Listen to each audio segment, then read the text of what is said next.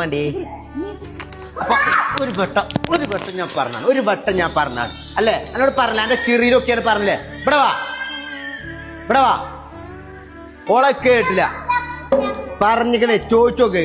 ഈ ഒരു വീഡിയോ പല ആളുകളും കണ്ടിട്ടുണ്ടാവുമായിരിക്കും. എൻ്റെ ഇൻസ്റ്റഗ്രാമിലും ഫീഡിൽ ഇങ്ങനെ ഒരു റീല് വന്ന സമയത്താണ് ഞാൻ ഈ വീഡിയോ കാണുന്നതും. ആൻഡ് ഡെഫിനറ്റ്ലി ഇത് നമ്മളെ ട്രിഗർ ചെയ്യുന്ന, നമുക്ക് പല അഭിപ്രായങ്ങളും പറയാൻ നമ്മളെ പ്രേരിപ്പിക്കുന്ന തരത്തിലുള്ള ഒരു വീഡിയോ തന്നെയാണ്.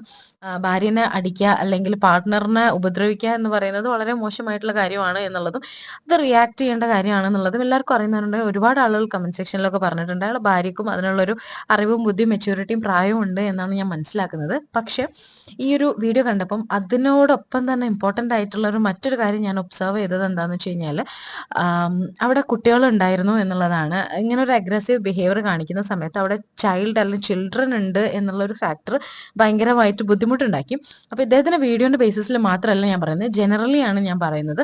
പൊതുവെ പാരൻസ് തമ്മിൽ ഒരു മിസ്അണ്ടർസ്റ്റാൻഡിങ്സ് ഉണ്ടാവുകയാണെങ്കിൽ അല്ലെങ്കിൽ ഇത്തരത്തിലുള്ള ഒരു അഗ്രസീവ് ബിഹേവിയർ പാർട്ട്നേഴ്സ് തമ്മിൽ അങ്ങോട്ടും ഇങ്ങോട്ടും കാണിക്കുകയാണെങ്കിൽ അവിടെ കുട്ടികൾ ഈവൻ അവർ സൈലന്റ് ആയിട്ടാണ് നിൽക്കുന്നത് എന്നുണ്ടെങ്കിൽ പോലും അത്തരത്തിലുള്ള പാരൻസിന്റെ ബിഹേവിയർ ചിൽഡ്രനെ എങ്ങനെയാണ് ബാധിക്കുന്നത് എന്നുള്ളതിനെ പറ്റി ചെറിയൊരു അവയർനെസ് തരാൻ വേണ്ടിയിട്ടാണ് ഈ ഒരു വീഡിയോ ചെയ്യുന്നത്.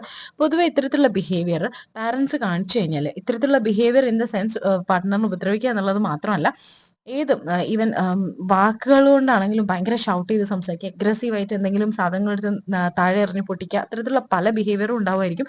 അത്തരത്തിലുള്ള ബിഹേവിയർ പാർട്ട്നേഴ്സ് തമ്മിൽ കാണിക്കുന്ന സമയത്ത്, കുട്ടികളുടെ മുന്നിൽ വെച്ച് കാണിക്കുന്ന സമയത്ത്, കുട്ടികളിൽ രണ്ട് ടൈപ്പിലാണ് മെയിൻലി അവരുടെ ബിഹേവിയറിൽ. അവർ അഡൾട്ട് ആയി കഴിഞ്ഞാൽ അല്ലെങ്കിൽ അവർ പേഴ്സണാലിറ്റി ഡെവലപ്പ് ചെയ്യുന്നതിനനുസരിച്ച് അവരുടെ ബിഹേവിയറിൽ രണ്ട് തരത്തിലുള്ള മാറ്റങ്ങളാണ് നമുക്ക് ഒബ്സർവ് ചെയ്യാൻ പറ്റുക. ഒരു ടീം ഓഫ് കുട്ടികൾ എന്ന് പറഞ്ഞു കഴിഞ്ഞാൽ അവരിതിൽ ഇതേപോലത്തെ അഗ്രസീവ് ബിഹേവിയർ തന്നെ അവർ മറ്റുള്ള ആളുകളുടെ അടുത്തും സെയിം സാധനം റിഫ്ലക്ട് ചെയ്തിട്ട് മറ്റുള്ള ആൾക്കാരുടെ അടുത്തും അതേ രീതിയിൽ പെരുമാറാൻ വേണ്ടി കുട്ടികൾ ശ്രമിക്കുന്നതായിട്ട്, അല്ലെങ്കിൽ അങ്ങനെ ഒരു ടെൻഡൻസി കുട്ടികളുടെ നമുക്ക് ഒബ്സർവ് ചെയ്യാൻ വേണ്ടിയിട്ട് പറ്റും. അതായത് അവർക്ക് ഡിഫിക്കൽട്ട് സിറ്റുവേഷൻ വന്നു കഴിഞ്ഞാൽ മറ്റുള്ളവരോട് അഗ്രസീവ്ലി ബിഹേവ് ചെയ്യണം എന്നുള്ളതാണ് അവർ മനസ്സിലാക്കിയിട്ടുള്ള കാര്യം ഉണ്ടാവുക.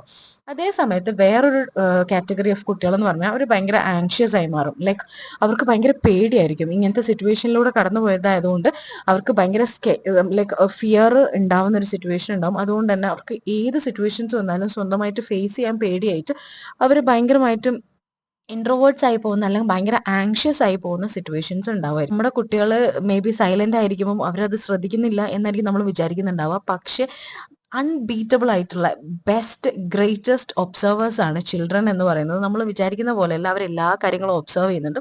അവരെല്ലാ കാര്യങ്ങളും അവരെ ബിഹേവിയറിലേക്ക് കോപ്പി പേസ്റ്റ് ചെയ്യുന്ന ആൾക്കാരാണ്. അതുകൊണ്ട് ഈ